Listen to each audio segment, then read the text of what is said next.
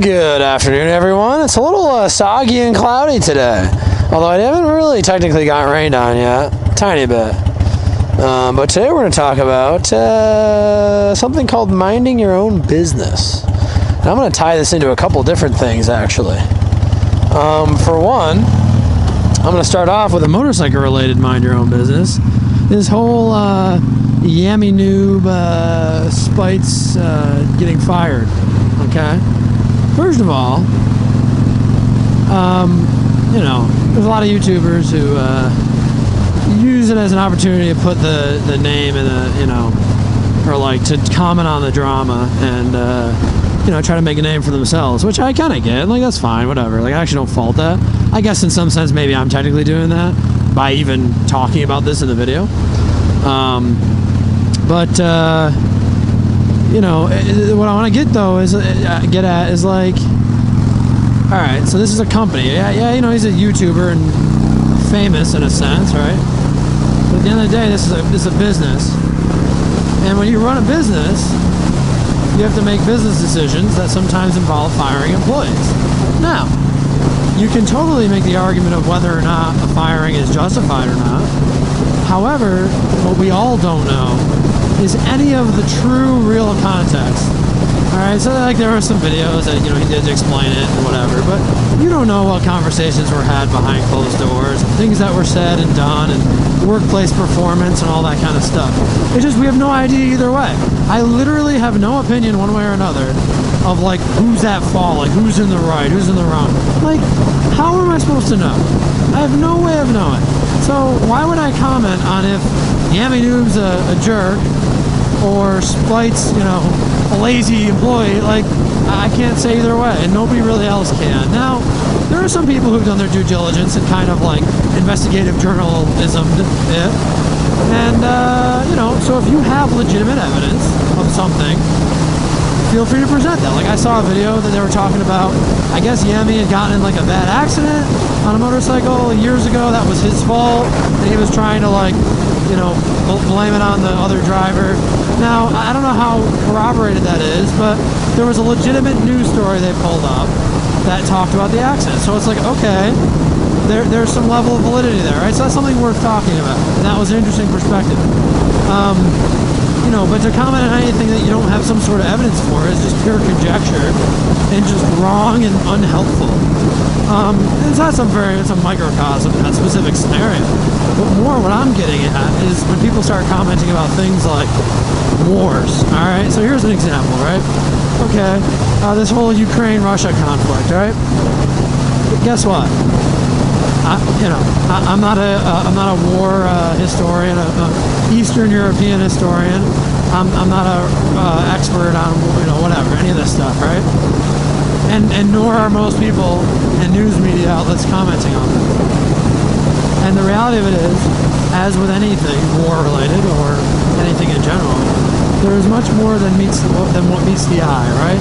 There's a whole host of things, right? There's two entire countries that have differing opinions enough that they're willing to come to arms, right? Whoever's right or wrong depends on who you ask. And then there's allies on both sides and axis on both sides. So it's like, and hey, listen, I'm not telling you should, what your conclusion should be on any of that. And I don't think that anybody else should be telling you that either. What I want to see is just factual information displayed. So for example, right, let's just say, country A bombed country B's, whatever, hospital, all right, military hospital, let's say, whatever it is, doesn't matter. Then okay, report that and leave it at that. This is a factual piece of information. Russian jet number blah blah blah, dropped this type of bomb on this building in the Ukraine. Okay, and then I can draw the conclusions, based on whatever context I want and have, on how I feel about that. Maybe I support it, maybe I don't support it. But the second you insert a why without evidence, it's not helpful. You don't know why, unless you have something to prove why. You've interviewed somebody, you've found some document. Right? So, it's like, I don't, we as a society try to like take sides and find ways to align ourselves with things that are popular. And man, it's like super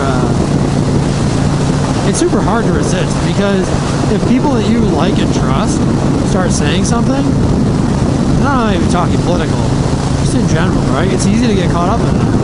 This is how things like generational poverty, come to be, right? It's like people are told that, they can't get ahead in life, so they don't even try anymore, right? That's not worth trying. It's how generational wealth spreads, right? You teach your kids a culture of thinking like a rich person, having a growth mindset, whatever you want to call it, right? So you can have massive influence on those around you, and those not so close around you, depending on what you're a news media outlet or something.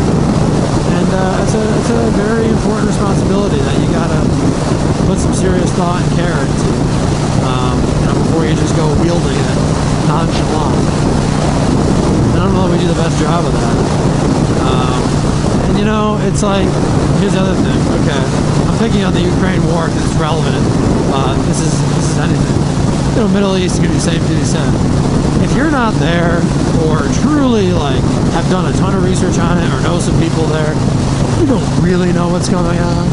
And if you're on the military on one side or another, you're also getting a somewhat biased, obviously, opinion on what's going on, for better or worse.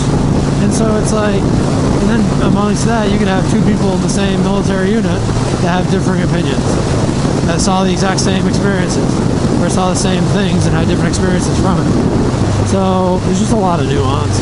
And I don't know, speaking in absolutes with these things is not helpful to anybody. It only just drives further kind of division, and it's kind of cliche, but why can't we all be friends? Why can't we all just understand that you don't have to be an expert on everything, right? Guess what? You only have enough time in your day. Consider what I'm about to say. You only have enough time in your day to be anywhere near what I'll call expert level on one or two topics, right? That's all you really have time for. So okay, I'm a pretty huge motorcycle, car, enthusiast, whatever, right? Let's just say, for argument's sake, I'm near the expert level, okay? Whatever you want to define that as, just for argument's sake.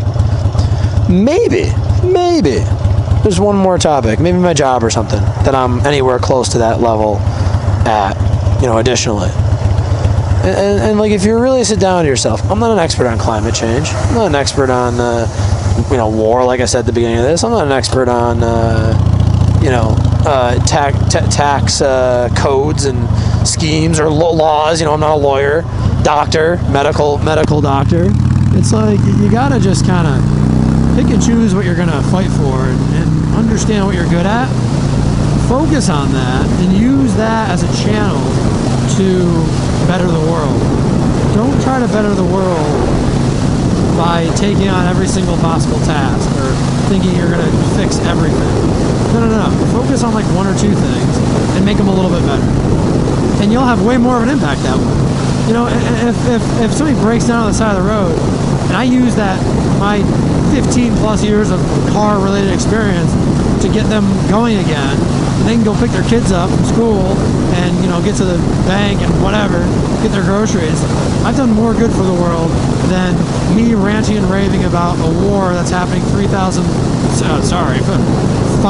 6,000 miles away, that I really at the end of the day can't really do anything about it, right? So focus on what you can touch and feel and see and can validate and can have undeniable proof is happening in front of you. Now, that does not mean you just be naive to everything else. I'm not saying that. You should stay informed. You just can't get married to all these things, right? Just learn about these things and understand and be caring and compassionate and understand people's opinions and be supportive. Don't try to be the problem solver. Don't feel like you have to make a harsh one way or the other statement on every single thing. When I'm at work, even, it's I work for a large corporation, American corporation, not American corporation, but a large corporation. I am one human being. I don't care how good of an engineer I am. I can be the best engineer in the world. I'm only going to influence, 1/50,000 of what that business does. However many employees there are. It's actually a lot more than that. So it's like, and that's fine. We're all cogs in a wheel, and people say that in a negative way. I'm just another tooth in the, in the wheel, whatever. Yeah, well, guess what? A tooth on a gear that's stripped out makes the entire gear useless. Think about that. So yeah, maybe you're 1 out of 50,000 teeth, but that one tooth is going to cause that freaking gear to slip and become a real big problem for everybody, right? So like, you're still important, I mean, and hey, maybe you can get away with a few teeth. Yeah, you probably can, right? You can get away with 10 teeth on a 50,000 tooth gear broke. But like at some point, you're going to start feeling those teeth are broken, and that is not going to be good. So, never devalue, even if you are a small piece of a puzzle, never devalue what you're, what you're worth, right? It all matters. It all absolutely matters. You can reduce your inner stress levels. You can make yourself a much better life. You just kind of scope out what you can impact and change. Try to push aside the things that you have no control over. Listen, and yeah, God bless America. See you guys in the next one. Thanks for watching. I said that out of order, but we're going to end it anyway. Goodbye.